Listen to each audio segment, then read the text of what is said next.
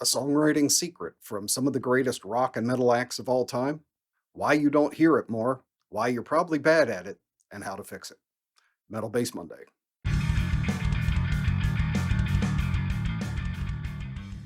So, a quick update on the channel. Well, actually, outside the channel, we've gone into production, myself and Alfie from Witch Bass, on doing the podcast that was announced a couple weeks ago. First episode will be coming up soon, and that's going to be on a separate channel from his or mine, run completely on its own, but links will be brought up. And I think it's going to be cool. It's been a lot of fun so far. And for patrons, which we'll check in with you guys here shortly, uh, I will be following through on the setting up polls and questions that we can do as a Q&A during some of the podcasts and just some random things on topics. But it's shaping up to be pretty awesome. We have some great guests lined up and some really interesting topics. So next week I'll have some info on that for you, and I hope you'll join us over there for that.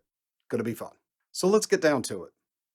There's a secret hiding kind of in plain sight that has been used by rock and metal and a number of our different genres to create some of the greatest and most popular songs that a number of bands have ever written. Some band styles have completely evolved around this simple idea. Even bands that don't evolve their entire sound around the concept, many of their most popular fan favorite songs are written about it, and it seems to create a real hook. And the really interesting thing is, whenever I see a band that has really made this an essential part of their sound, they're usually huge bands that have had huge success. So it's definitely a very cool thing and something people have lost touch with. And it's something pretty simple. So enough beating around the bush, Rodney. What is the big secret? It's swing, baby. Now, is that really what I mean? No. Well, actually, yes. Swing feel has been used in an amazing amount of band sounds and some of their most popular songs, but you really just don't hear it anymore. And I'm going to get into that, why those reasons are and what's happened to it. But let's take a look real quick at just a few bands and what some of their biggest eras were, or bands that were shaped around the sound, and how that simple rhythmic principle has done an amazing amount for them and has turned out to be some of our favorite songs. Now, if you're talking about heavier stuff, the first three Megadeth albums, Gar Samuelson and Chris Poland came from kind of a jazz fusion school of work, and that's what they brought to the band. And while they were in it, the swing feel was what really set apart Megadeth from a number of the other bands on the Big Four or the thrash scene entirely. They were the only ones that really extensively used it. You can hear it especially in songs like Bad Omen from Peace Sells. You can hear it in The Breakdown and The Conjuring. Later on in Rust in Peace, they still used it at pieces, but not to the extent that they did when Gar was in the band. You can hear it in bands like Rush. If you take a song like Digital Man, great song, one of my favorites. I love that song early on, and I learned to key into swing feel early on. I didn't realize what I was hearing until I understood it later. But looking back on so many songs I loved growing up, a commonality is swing feel. The entire Van Halen catalog. Some people don't know that Eddie and Alex were brought up playing in a jazz band with their father. And swing feel and jazz were baked into what they do. It is a huge part of the Van Halen sound. In fact, if you listen to the beginning of Hot for Teacher, that entire drum intro and when he just goes rapidly into the main beat, that's big band swing. There's no two ways about it. He's doing a complex version of it, but that is 100% big band swing. And I mean, that thing has been held up as one of the great drum intros of all time, one of the biggest songs. They use swing feel constantly, and it's a big signature of what made them who they are. It has an incredible appeal. You can see, like, even when David Lee Roth left the band and he did the Eat 'em and Smile record, there's a ton of swing on it. most notably in one of the songs called Elephant Gun, which we talked about in the 5 songs you should be checking out last week, because of course you did. That whole song is fast swing, and that's what gives it the vibe that it has. Now, to hold up one that should be really obvious to people, but it doesn't seem that people pick up on it, is Pantera. Pantera shaped their sound around the rhythmic feel of Texas Boogie. That's all it is. It's bringing that sense of swing into metal and why they became so known for their groove. I'm of the mind and I'm utterly convinced that the reason when so many other bands during the grunge era dropped off, why Pantera was able to kind of keep going and we're still selling huge and able to tour and do really well, is the fact that as grunge came in with a more groove oriented sound, that Pantera had a more swing signature that grooved and was able to kind of fit a little bit into that era. So that kind of made them the flagship metal band that was able to fly the flag when other bands that didn't quite have that same feel were pushed to the background. I think it makes a lot of sense. You can hear it in tons of different big pieces. Joe Satriani, if you look at solo guitar, even, probably his biggest hit, arguably, would be Satch Boogie. That is literal Texas Boogie. You can hear the swing count in on the hi hat coming in the beginning of the song. That's exactly swing. So you really look at it and you realize that, I mean, it's an almost can't fail piece of musical info. Why don't you hear it anymore? Why aren't bands using it? Well, it's for 2 major reasons. And let's find out what happened and why we need to bring this back. On the practical edge, it's that because it doesn't get used as much, most people don't grow up hearing it, so they don't think of it and they can't feel it. It's different from pretty much any other type of feel, so they don't know how to stray off of it. Another part of it is how music's produced now, which we'll get into in a minute. But the number one big component is the issue for drummers. In rock music, the kick drum rules all. It's very heavy on downbeats. It's where we all tend to tune in first. It's the most important part to the kit to most of us. In jazz, it's the exact opposite. When jazz players are playing, everything's up here. Rock is down at the bottom. You know, we've got the kick, they've got the snare, and a lot of times the ride cymbal. That's where most of their motion is going. It's 2 entirely different places of focus, and for a rock drummer, it's hard to think that way a lot of times. They're always thinking of where does my foot get placed first, and it's always got to be strong and on the downbeat. When you hear swing, it's got that da, ta ta, ta ta, the those accent parts on the top are the hands, and they bear actually almost more importance than where that foot is. You start hearing the accents really hit on top.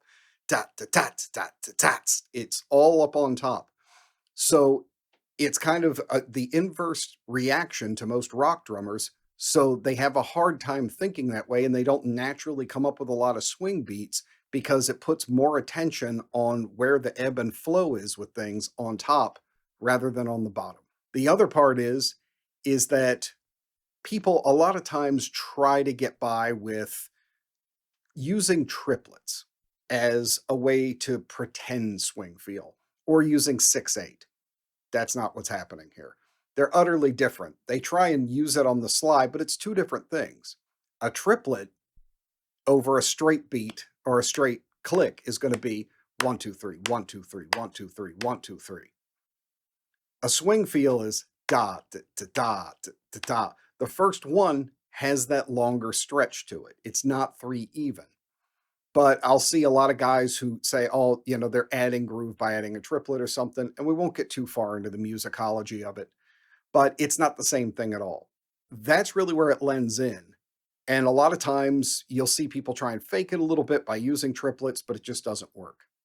In fact, when I used to hire out for my band Voice of Dissent, you know, if we had to find a new guitar player or something, one of the first things I would do would be send them all the parts that had a swing feel in it to see immediately if they could do it. It also did something else for me, which I'll address in part 2 here. But so starting from that, since the core of metal's rhythm is the drums, if your drummer can't swing or has a hard time getting that feel down, or understanding that juxtaposition on the kit, it just doesn't get used that much because they just don't think that way and they don't have experience in some of the more classic rock and metal things.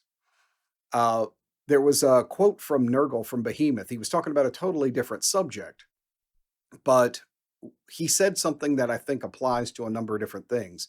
And that was he said he felt metal had lost its rock spirit. And I couldn't agree more.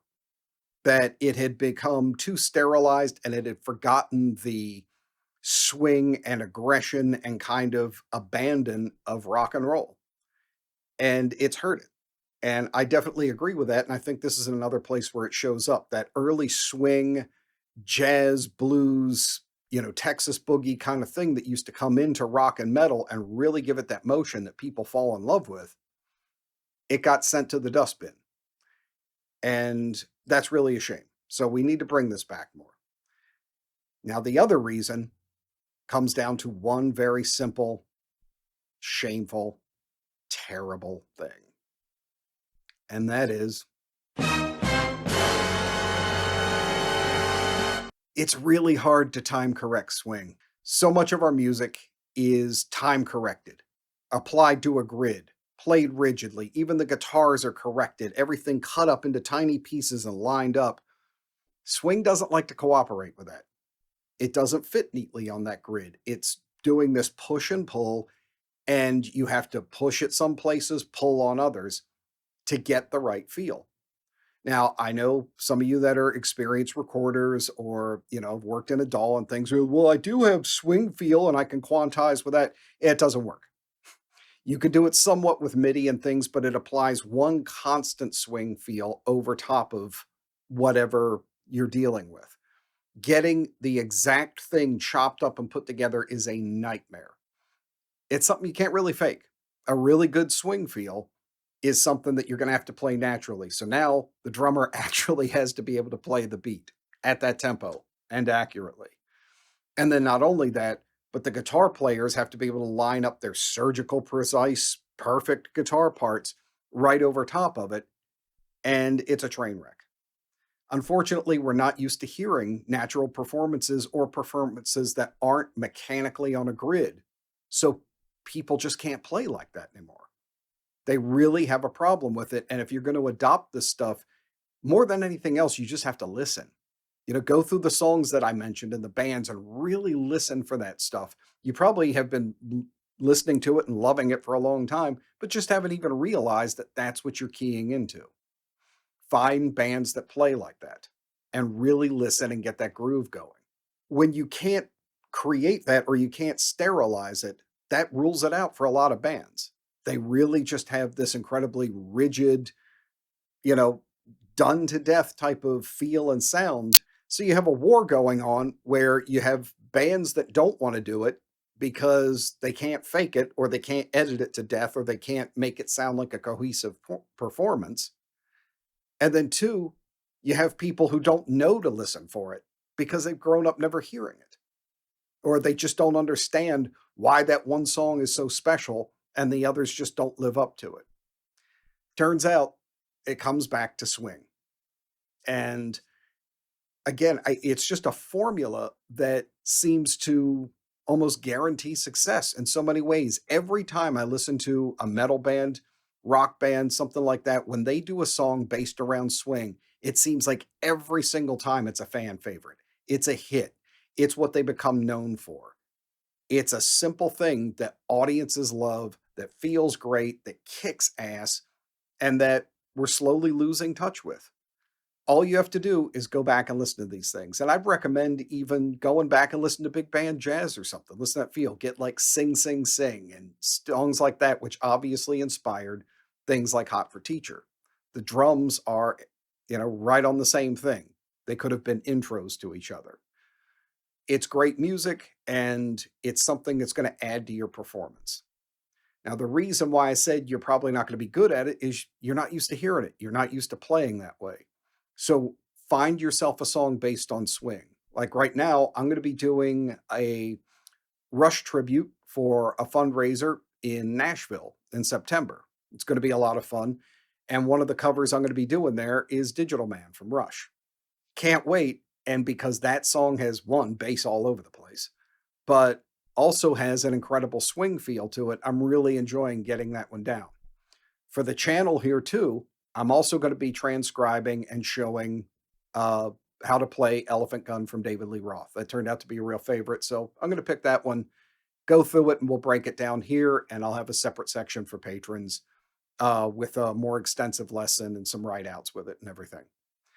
But so I've got two swing based projects that are going to be a lot of fun. And that's just what you have to do with it. Get used to doing it.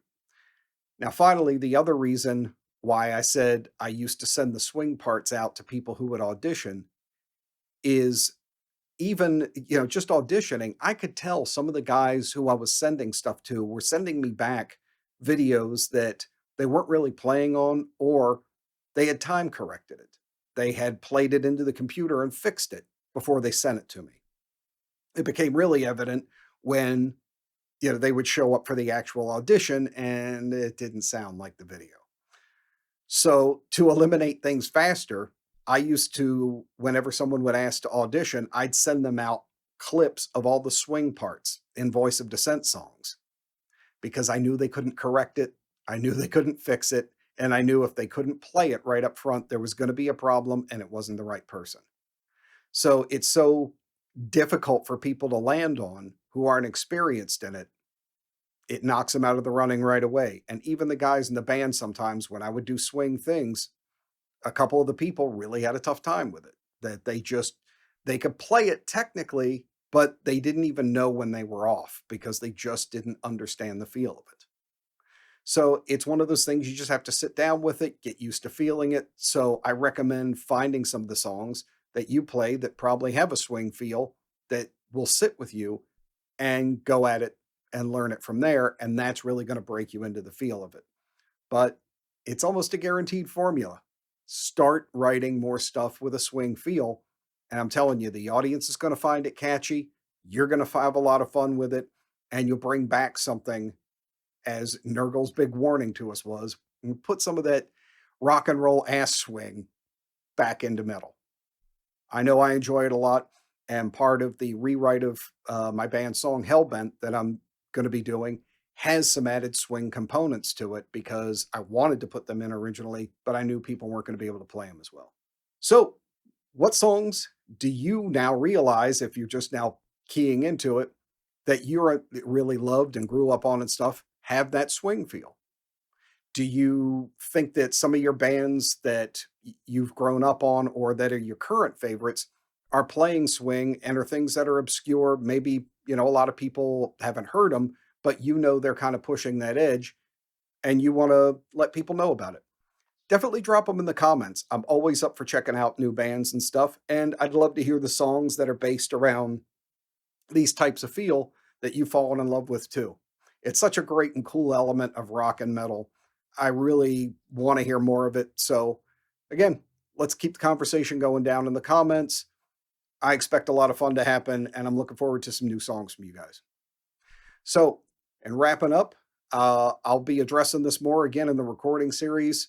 And as far as the podcast goes, I'll be putting up the poll soon or just open things. Hit me up with questions you'd like to hear on the podcast. Thanks as always to all my patrons. It's really helped me be able to spend time putting this stuff together.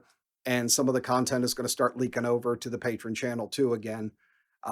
It took a little bit to kind of get things up and moving and get the other endeavors going. But finally, with the open up and all that, it's starting to leak through. So much appreciated. Let's talk some swing. Looking forward to the song suggestions and ideas for the podcast. That's going to wrap it for this one. I'll see you on the next one.